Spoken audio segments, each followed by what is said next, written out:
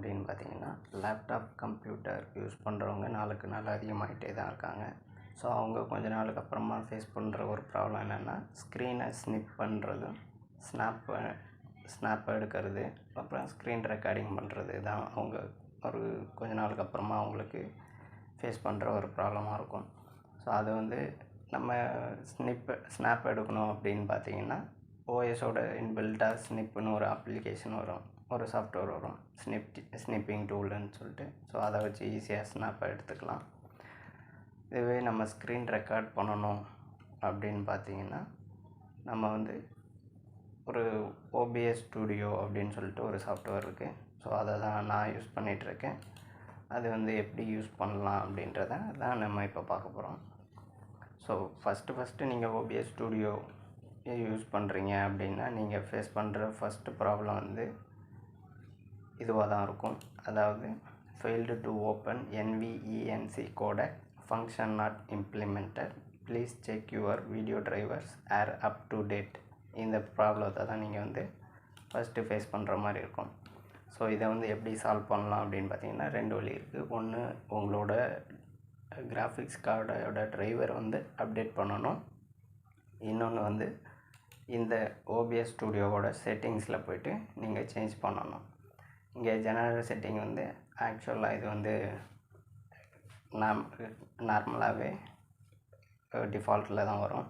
So உங்களுக்கு நீங்கள் இதில் என்ன பண்ண போகிறீங்க அப்படின்னா, நீங்கள் லைவாக ஷூட் பண்ணுற வீடியோவை ஸ்டாப் பண்ணுறேன், அதுக்கு முன்னாடி எனக்கு நான் ஸ்டாப் பண்ணுறேன் அப்படின்றத கன்ஃபார்ம் பண்ணிக்கணும் அப்படின்னிங்கன்னா, இந்த அவுட்புட்டில் செகண்டில் இருக்கிற 2யும் கிளிக் பண்ணிக்கோங்க. ரெக்கார்டிங் பண்ணும்போதும் யதார்த்தமாக கை தவறி நீங்கள் கிளிக் பண்ணிங்க அப்படின்னாலும் உங்களுக்கு கன்ஃபர்மேஷன் டைலாக்கு ஒன்று ஓப்பன் ஆகும்.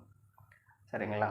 இப்போ மற்றது எல்லாமே ஸ்ட்ரீமு, இந்த ஆடியோ, வீடியோ இது எல்லாமே டிஃபால்ட்டாகவே வரும். ஸோ நீங்கள் இதில் அவுட்புட்டில் மட்டும்தான் நீங்கள் ஒரு சேஞ்ச் பண்ணுற மாதிரி இருக்கும்.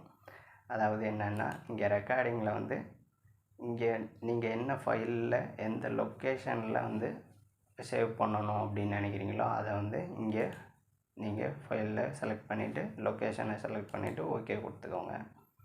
செகண்ட் உங்களோட ரெக்கார்டிங் ஃபார்மேட் MP4, FLVயா, MOVயா, MKVயா, இதெல்லாம் நிறைய ஃபைல் ஃபார்மேட் இருக்குது. ஸோ மேக்ஸிமம் MP4 தான் எல்லோரும் யூஸ் பண்ணுவாங்க. ஸோ அதனால் நீங்கள் அதையே டிஃபால்ட் கொடுத்துக்கோங்க.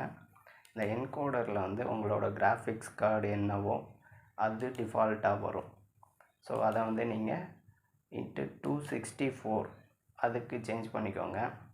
உங்களோட ரிசல்யூஷனை நீங்கள் சேஞ்ச் பண்ணணும் அப்படின்னா, ரீஸ்கேல் அவுட்புட்டுன்ற இடத்துல நீங்கள் இது டிக் கொடுத்துட்டு இங்கே அதுக்கேற்ற மாதிரி நீங்கள் அட்ஜஸ்ட் பண்ணிக்க முடியும். உங்களுக்கு தேவையில்லை அப்படின்னா இது நார்மலாகவே விட்டுடலாம். ஸோ இந்த செட்டிங் எல்லாம் பண்ணிவிட்டு நீங்கள் அட்வான்ஸில் ஒரு தடவை செக் பண்ணிக்கோங்க. செக் பண்ணிவிட்டு இது டிஃபால்ட்டாக இருக்குதா, கிளிக் இருக்கான்னு பார்த்துக்கோங்க. Output show active output warning on exit ஆகும்போது அவுட்புட்டில் ஏதாவது இது இருந்துச்சுன்னா நமக்கு வார்னிங் கொடுக்குற மாதிரி, அதாவது வார்னிங் பாப்பப் ஒன்று ஓப்பன் ஆகும். இது கரெக்டாக அவுட்புட் ஆகாது, அந்த வீடியோ, ஆடியோ அந்த மாதிரி இருந்ததுன்னா, ஸ்க்ரீன் ரெக்கார்டிங் இருந்ததுன்னா நமக்கு ஒரு பாப்பப் வார்னிங் பாப்பப் கொடுக்கும். சரிங்களா? இதை முடிச்சுட்டு இதெல்லாம் செட் பண்ணிவிட்டு நீங்கள் சேவ் பண்ணிவிட்டு வெளியே க்ளோஸ் பண்ணிடுங்க.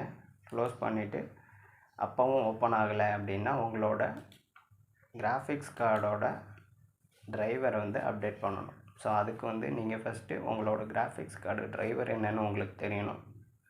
ஸோ இங்கே இது மாதிரி கிராஃபிக்ஸ் கார்டு ஓப்பன் பண்ணிவிட்டு சிஸ்டம் இன்ஃபர்மேஷன் அதை நீங்கள் கொடுத்தீங்கன்னா உங்களோட கிராஃபிக்ஸ் கார்டோட டீட்டெயில் உங்களுக்கு கிடைச்சிரும். இங்கே பாருங்கள், GeForce GTX 670MX, இதோட NVIDIA அதோட அஃபிஷியல் வெப்சைட்டில் போய்ட்டு இந்த மாடலில் கொடுத்து அதோட லேட்டஸ்ட் டிரைவரை டவுன்லோட் பண்ணி இன்ஸ்டால் பண்ணுங்கள்.